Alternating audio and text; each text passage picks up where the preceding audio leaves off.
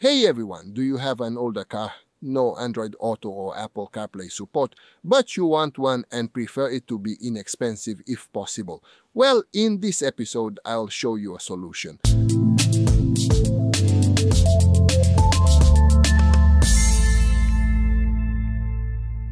So here's the thing, I'm driving a car that's about 8 years old now, which isn't too old compared to the Hungarian average, but it lacks some features related to smartening up the car, like Android Auto support.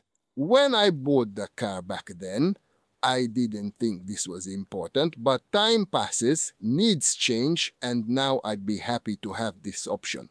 So I looked for a solution, and the little device I'd like to show you today is exactly for that. Actually, it's not just for that, but for other things too. It's an integrated unit with a large 10.26-inch display. It's an ultra-wide, so a very wide display, much wider than it is tall, right? Something like that.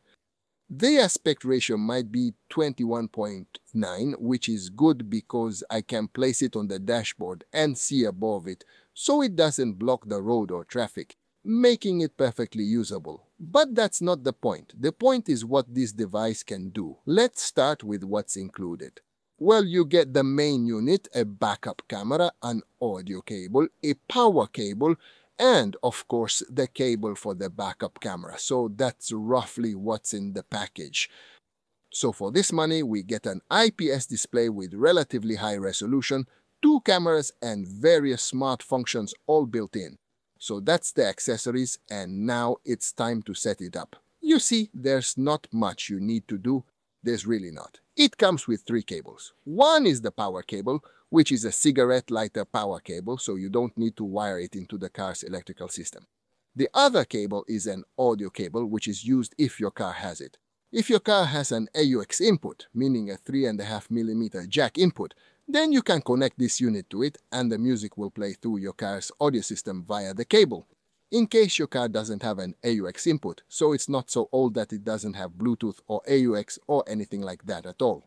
Just a radio, then you don't need to worry because this unit also has an FM transmitter option. This means you set a frequency on it. I set mine to 100 MHz, then you tune your radio to the 100 MHz band and the sound will transfer to your car via radio waves. I really don't want to talk about the cabling now. Obviously, it will be different for every car. For me, it was relatively simple to solve, but keep in mind that we are not in the final state during this test. So I temporarily connected the cables just to have something, to be able to try it out and show it to you. It will look slightly nicer than it does now, but you don't see that anyway, just like this. Me and my partner, who already mentioned it. So, something needs to be done with the cables. However, I haven't mentioned that the rear camera, which is in the back, I don't know how visible it is. It's not very visible, I think it is hanging in the middle. That camera also works as a reversing camera. So on the one hand, you have a dashcam that records both front and rear while driving. Naturally, in case of an accident, it will lock the recording where it is and keep that recording. So, it can potentially serve as evidence in an insurance claim or a criminal case. But that's not the point. The rear camera also functions as a reversing camera. For this, you need to connect it to the reversing light. The camera has a red positive wire that needs to be connected to the positive terminal of the reversing light. And if you do this, then obviously when you go reverse, you put the car in reverse and the reversing light turns on. Then the camera also turns on and it clears up. Well, you can see the area behind you on the display too, so you'll have a reversing camera as well, which is great. Very good job. I haven't tried it out yet because for me, the cable that goes to the back is a bit short. So I will have to extend this cable. And once I have extended it, then I will be able to connect it to the light as well. So for now, it does not work for me, but I can at least try it out. Let me show you in the video. Because there is a fine-tuning option for the camera, there's also a virtual tilting option, so you can adjust it via software, and the helper grid that shows where you should position yourself can be stretched, raised, and tilted downwards. So you have all kinds of adjustment options. This was useful for me to at least try out the feature and see what it's like when reversing, backing into somewhere with the camera. Okay, so what else do I use on the gadget? Honestly, not much. I use the music, specifically Spotify. Spotify is installed on the device, and I also have it on my phone, so the two sync together, the Spotify interface appears on the display, and I can start using it. As I mentioned, the audio is linked, connected to the car's audio system, so the Spotify sound will come from the car speakers, not from the built-in speaker of the display, because that's terrible. So anyone planning on using that for listening to music shouldn't, as it's unusable. Or rather, it's usable enough that you can hear some sound, but not much else. So, apart from listening to music, I use one more thing, which is, of course, navigation. And it's great to know that you can use more than one navigation program. I use it online, Google Maps and Waze, and offline I use Sigic. All three navigation programs work well. I can choose which one to launch, and then I navigate through that. Thank you for watching. So, what's interesting? For me, it's a very positive and pleasant thing that Google Assistant works. I think you all know what Google Assistant is. It's like an assistant that can do all sorts of things through voice commands. My car also has one, though it's a bit dumb, so I never used it, but Google is a bit smarter. Hey Google! I let it help me get home. Navigating to home. Of course, this means, on one hand, you need to learn some English because it doesn't understand Hungarian, and you need to polish your pronunciation a bit because it doesn't recognize poor pronunciation very well. But even if you're a beginner, you can get by with basic commands and, for example, choose songs you want to play. Hey Google, please start Spotify. You can skip to turn the volume up, turn the volume down, or if you want to navigate, you can tell it where you want to go, and it will find the place and plan the route on the map program you've started. Then you're good to go. Alright, opening Waze. The problem is, see, the difference between English and Hungarian pronunciation.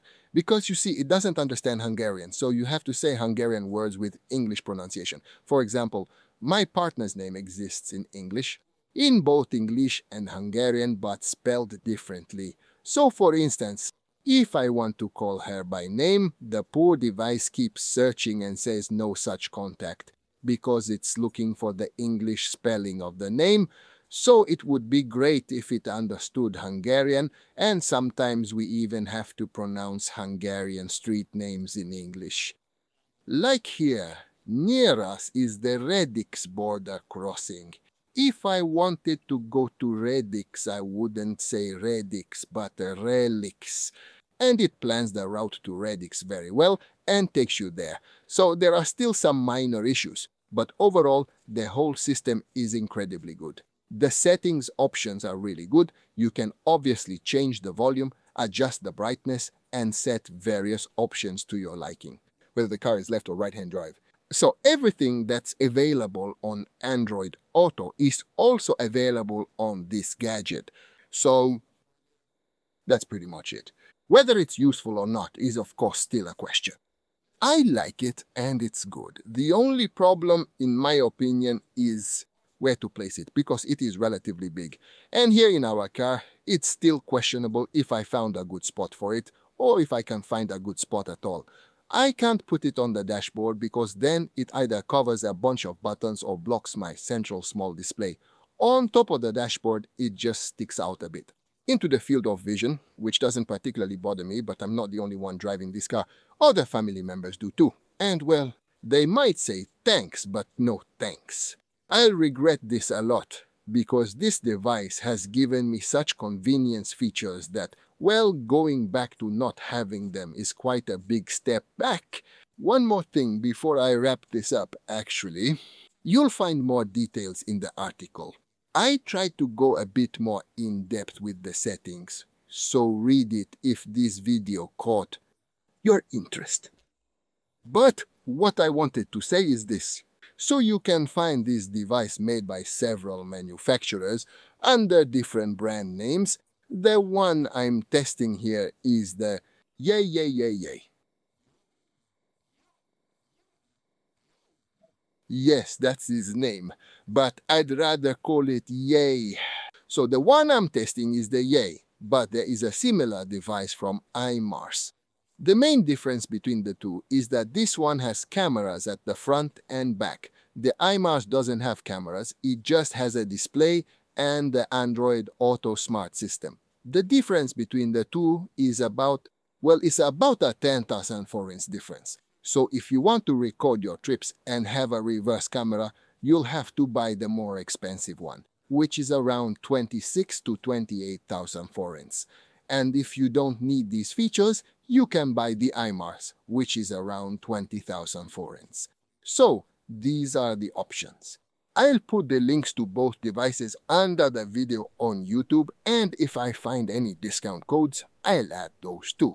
Okay, that's it. Read the article, check out the photos in it, visit the product pages, and if you want a smart system for your car, I say go for it because it's really good. Okay, that's it. Take care, be good. I'll be back next week with another test and another video, most likely from the office. Bye.